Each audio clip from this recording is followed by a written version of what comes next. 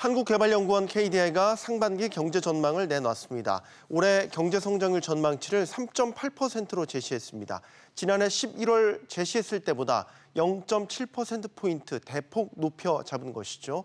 우리 경제가 코로나19를 벗어나 빠르게 회복될 것이라는 기대를 갖게 하는 대목입니다. 문재인 대통령의 눈은 더 높은 곳을 향해 있었죠. 올해 4% 성장률 목표를 제시했습니다.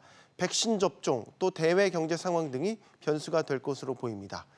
경제가 빠르게 회복되는 과정에서 자산 가격의 거품, 즉 인플레이션 우려가 커지고 있는데 우리 경제도 인플레이션에 발목이 잡히지 않을까 걱정해야 할 처지입니다. 실물 경제 회복세는 어느 단계에 와 있고 또 찬물을 끼얹을 변수는 없는지 점검해 보겠습니다. 가톨릭대학교 양준석 교수 자리했습니다. 안녕하십니까? 안녕하세요.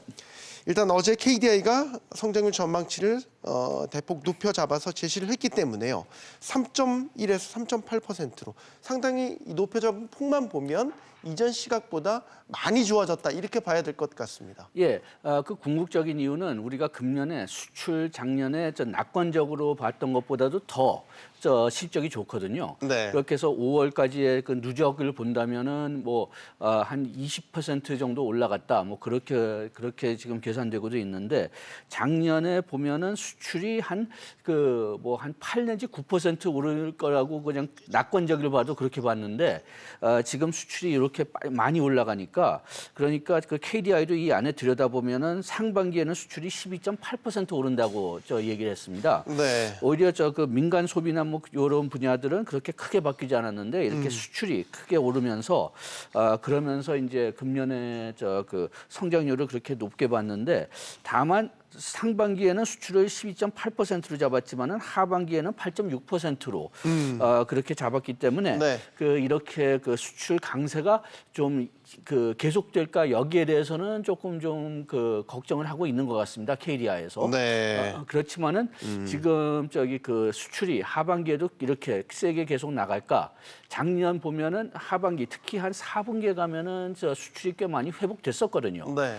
그렇기 때문에 금년 상반기처럼 높은 성장률이 나오기가 좀 어려울 것 같다 그렇게 좀 평가하는 것 같은데 지금 3%대의 성장률 나올 거다 4% 정도대의 성장률 나올 거다 그 차이는 요건 것 같습니다.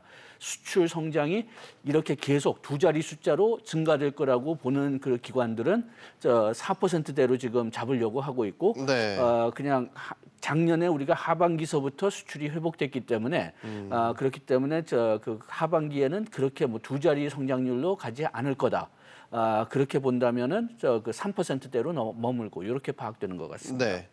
그 KDI가 3.8% 전망치 제시했고 그에 앞서서 문재인 대통령이 4주년 특별 취임 연설에서 4% 성장 충분히 가능하다. 근데 사실 성장률 0.1%포인트 올리는 게 정말 어렵지 않습니까? 예. 더 높게 제시를 했단 말이죠. 물론 목표치에 가까운 뉘앙스의 발언이긴 했지만 이렇게 더 높은 곳을 향하고 있다는 건 뭔가 정부로서 자신감을 피력한 거다. 이렇게 봐야 될까요? 자신감을 피력한다기보다는 지난 한 5년 내지 10년 동안의 전망률을 보면은 특히 네. 연초에는 정부가 항상 높아요. 그렇게 해서 작년 말에 금년 2021년 전망치를 봐도 한국은행은 3.0%, KDI는 3.1%, 정부는 3.2%였거든요. 네. 그렇게 해서 정부가 언제든지 정부가 공식적으로 얘기하는데 정부마저도 비관적이면은 그러면은 그 시장이 굉장히 이걸 부정적으로 받을 수가 있기 때문에 그렇기 때문에 정부가 좀 잘못 평가한다 하기보다는 모든 가정을 좀 잘 풀릴 거라고 가정을 하면서 예상을 한다고 봐야 될 것 같습니다. 그러니까 네. 다른 기관들보다 특히 학문적인 기관이나 금융기관들보다는 좀 더 높게 수치가 나오는 경우가 대부분이죠. 네. 자, 우리가 성장률을 전망하는 데 있어서 여러 이제 요인들이 있죠. 지금 교수님께서 말씀하시는 거는 일단은 1차적으로는 수출의 어떤 견인차 역할을 강조하셨지만 예를 들어서 실물 경제를 논하는 데 있어서 물가라든지 소비라든지 이런 것들도 굉장히 중요한 변수 아니겠습니까? 물가 부분부터 질문을 드릴게요. 지금 물가는 최근에 뭐 인플레이션 우려도 미국이나 유럽 등에서 나오고 있기 때문에 우리의 물가 지금 상황은 어떻다고 보십니까? 우리의 물가는 지금 선진국 같이 그냥 이렇게 올라가는 추세는 별로 아니라고 생각합니다. 왜냐하면은 이번에 우리가 물가 지수가 뭐 2.3% 나왔다고 걱정은 하지만은 네. 저거를 월별로 들여다보면은 그러면은 4월에는 0.2%밖에 안 올랐어요. 3월에는 0.1% 올랐는데 4월에 0.2% 올랐다고 해서 조금 염려가 되긴 하지만은 미국 같은 경우는 4월에 0.8%가 올라갔거든요. 네. 그다음에 그 1년 동안 그러면 월별로 봤을 때 언제 물가가 많이 올라갔느냐 이걸 보면은 작년 8월, 9월. 작년 8월, 9월에는 우리가 저 월별로 봤을 때는 물가가 0.8, 0.9 정도씩 올라갔어요. 그리고 네. 금년 1월, 2월도 역시 비슷하게 그렇게 많이 올라갔습니다. 그리고 또 우리가 1년 전에는 완전히 코로나 독감 때문에 우리 경제가 타격을 받았던 때니까 네. 기저 효과도 있어요. 그때 그 물가가 오히려 떨어졌기 때문에 우리가 상당히 낮은 데서 그 계산을 시작하는 거니까. 네. 그래가지고선 저 2.3%가 좀 높게 보이긴 하지만은 그 안에 뜯어다 보면은 최근 물가 상승 여파는 별로 그렇게 뭐 없다. 그 미국 아까 얘기했던 미국의 그 4월 0.8% 는 거하고 뭐 우리는 0.2%밖에 안 늘었으니까 그리고 또 근원 인플레이션은 다 2% 이하니까 그러니까 아직까지는 우리나라는 좀 이런 물가 상승 압력이 그렇게 세지 않다고 평가합니다. 네. 소비는 어떻게 보세요? 소비가 뭐 지수만 놓고 본다면 뭐 3월부터는 우리가 긍정적으로 보는 100이라는 기준치를 넘고 있기 때문인데 소비자 심리 지수를 말씀드리는 겁니다. 좀 너무 보수적으로 보는 것 아닌가? 조금 더 확장된 소비 심리로 판단을 해도 되는 것 아닌가라는 생각도 들고요. 글쎄요, 뭐 그런데 이 소비자 심리 지수가 말 그대로 그냥 심리를 보는 심리죠, 건데요. 물론 예. 그렇죠. 예. 그런데 그 숫자를 본다면은 이 기준이 낙관적이면 그러니까 지금보다 나아질 것 같다면은 100 이상을 얘기하고 그다음 100 이상을 적고 비관적이라면은 그러니까 지금보다 나빠질 것 같다면은 100 이하를 적는 게 이게 기준인데 네. 우리가 어떤 면에서 보면 지금 나오는 그 그래프에도 볼 수가 있지만은 우리가 지난 뭐 1년뿐만이 아니라 그 전에 돌아가도 굉장히 비관적이었어요. 우리가 100 이상 나온 적이 그렇게 많이 없습니다. 네. 그래서 우리가 흔히 그냥 좀 얘기하는 게 그 숫자가 뭐 80대라고 해도 그게 숫자가 올라가면은 낙관적이다 뭐 이렇게 생각하는데 그런데 엄격하게 절대치로 얘기하면 100이 넘어야지만 이제 대부분의 답을 한 분들이 낙관적이라고 생각하는데 금년 그 2020년 경제가 하도 나빴기 때문에 그 2020년보다는 좋아질 수밖에 없거든요. 네. 그러니까 거기에 따라서 어떤 좀 뭐라고 할까요? 그 바이어스 효과, 좀 한쪽에 치우치는 효과가 좀 있지 않느냐. 그 2020년이 하도 나빴기 때문에 2021년은 그렇게 과거 절대적인 그 수치로 보면은 그렇게 좋아지지는 않지만은 그렇지만은 그래도 2020년보다는 낫다. 그래서 통계에서도 그렇게 지금 현재로 소비 통계가 좀 나오고 있거든요. 아직까지 네. 소비가 2019년, 2018년 수준으로 돌아가진 않았고 또 따져보면 2018년, 2019년 통계도 그렇게 좋지는 않았어요. 그렇지만은 2020년 또 그리고 작년 말에 예상했던 것보다는 좀 수치가 높게 나오고 있다. 네. 그래서 우리가 어떤 면에서는 그 2020년이 하도 그 기준을 삼는 2020년이 하도 나빴기 때문에 그렇기 때문에 낙관적으로 뭐 어떤 면에서는 낙관적으로 보이는 거죠.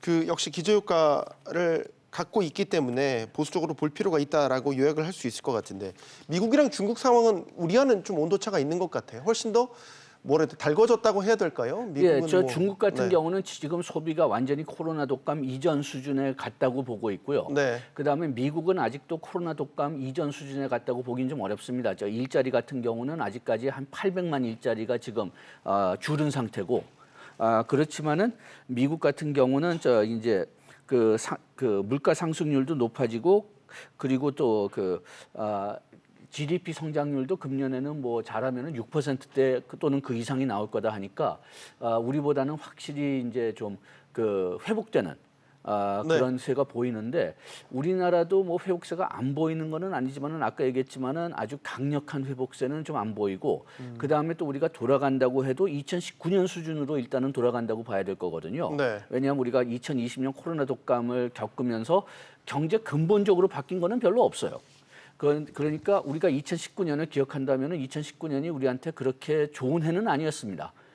그렇기 때문에 우리가 소위 정상화를 한다고 해도 그 2019년에 어떤 그 좀 성장이 느리고 그리고 또 좀 그 일자리 창출도 좀 적었던 그런 상태로 지금 뭐 돌아갈 가능성이 제일 크다고 봅니다. 지금 미국, 특히 미국이 그렇지만 최근에 인플레이션 우려가 굉장히 커졌지 않습니까? 예. 물론 금융시장이 선반영하는 게 있기는 하지만 뭐 이런 분위기라면 하반기에도 금리 인상 할 수도 있다라는 분위기가 점점 커지고 있기 때문에 뭐 우리 한국은행도 역시 연동이 돼서 고민을 할 수밖에 없을 시점이고, 근데 교수님 말씀하시는 거 들어보면 우리가 섣불리 미국처럼 같이 쫓아가기에는 아직 우리 경제가 뭐 예전으로 돌아갔다 이렇게 보기 어렵기 때문에 고민이 깊어질 수밖에 없을 고민이 것 깊어질 같아요. 수밖에 없는 이유가 그 미국이 금리가 올리면 우리가 금리를 그 따라서 올려야 되느냐 그런 걱정도 있지만은 그 전에 우리가 지금같이 그냥 저금리 기조를 유지해야 되느냐 아니면 우리 먼저 금리를 올려야 되지 않겠느냐 그것도 좀 심각하게 좀 생각을 해봐야 된다고 생각합니다. 왜냐하면은 미국보다도 우리가 저금리에 따른 어떤 부작용이 더 많게 보이고 거기에 비해서 그 저금리 때문에 오는 어떤 이득이라고 할까 이게 상당히 좀 적다고 지금 보거든요. 네. 그 이유가 뭐냐 하면은 우리가 저금리를 계속 유지했고 그 코로나 시대 때 더 떨어뜨린 이유가 근본적으로 보면은 투자를 늘리겠다. 네. 그 다음에 피해를 받은 그 분들을 좀 그 저금리 대출을 통해서 좀 도와주겠다 그런 취지로 이제 했었는데 투자는 지금 거의 저금리 때문에 영향받는 게 없어요. 오히려 수요를 따르고 있지. 그 저금리 때문에 뭐 투자가 뭐 올라갔거나 뭐 떨어진 게 좀 완화됐다 뭐 그런 그 조짐은 없거든요. 거기에 비해서 주식이나 그 부동산 같은 데는 지금 그 거품이 있거나 아니면은 거품이 지금 들어갈 가능성이 상당히 크다 그런 상태에 와 있는데 그런 걸 본다면은 우리가 선제적으로 금리를 미국보다 먼저 금리를 올리는 것도 한 번은 생각해 봐야 된다고 생각합니다. 네.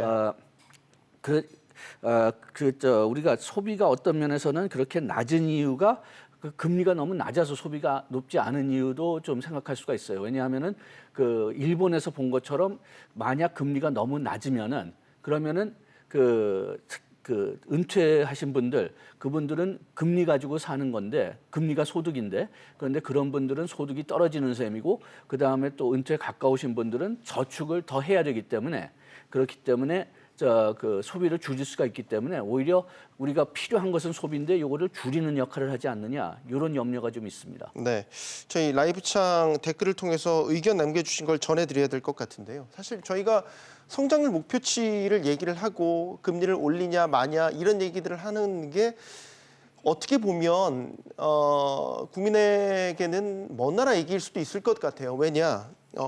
내수 실물 경제는 여전히 엉망이다. 그러니까 체감하는 경기가 여전히 바닥권에 있는데 수출은 좋다고 하고 반등하고 있다고 하고 물가는 뭐 오르고 있다고 하고 이거를 직접적으로 우리 밑바닥 정서에서는 체감하지 못하고 있는 것 같아요. 예, 그게 여러 가지가 있는데 아까 얘기했듯이 그걸 우리나라가 2019년 상태로 돌아가는 게 우리가 정상화라고 봐야 될 텐데 2019년 경제가 그렇게 좋지는 않았거든요. 네. 그렇게 해서 요거는 우리가 좀 장기적으로 지금 다루고 있는 문제이기도 하고 2019년에 일자리 창출도 그렇게 좋지는 않았어요. 그래서 우리가 2020년에 하도 일자리를 많이 잃었기 때문에 그걸 회복하는 상태에 가겠지만은 그래도 절대치로 본다면은 그 일자리 숫자가 그 아주 그 더 2019년보다 크게 그 좋아질 거냐 그거는 아직 좀 의문점이고 그 다음에 수출은 아무래도 우리가 그 제조업 위주로 하기 때문에 그 우리의 지금 제조업 그 사업의 그 GDP 비중이 그렇게 아주 크지는 않습니다. 네. 그렇기 때문에 그 회복이 제조업 위주로 이루어진다고 해도 이게 그 전국적으로 파지지 않고 그다음에 아까 얘기했지만 내수 경제는 아직까지 뭐 소비 같은 거는 회복을 하지 않고 있기 때문에 아마 그 일반인들이 보시기에는 그런 그 소비 활동, 내수 소비 활동이 더 중요할 텐데 요거는 지금 아직까지 맥을 못 치고 있죠. 그래가지고선 그런 장기적인 이유와 아직 내수 경제가 회복되지 않았기 때문에 좀 보통 사람들이 보기에는 아직까지 경제가 좀 회복됐다고 믿기가 좀 어려울 거고요. 그 다음에 코로나 독감 때문에 그 공급에 바틀네크가 생길 겁니다. 네. 그 우리가 원자재나 중간재를 국내에서든지 해외 정부에서든지 잘 구하지 못할 경우가 생길 거고 그러면은 인플레이션이 계속 단기적으로는 높아질 거라고 예상을 하고 있거든요. 그래서 그런 면에서는 서민 경제는 좀 아직까지 좀 더 나빠지지 않을까 그런 염려가 좀 있습니다. 알겠습니다. 오늘 여기까지 듣겠습니다. 가톨릭대학교 양준석 교수와 이야기 나눠봤습니다. 감사합니다. 예, 고맙습니다.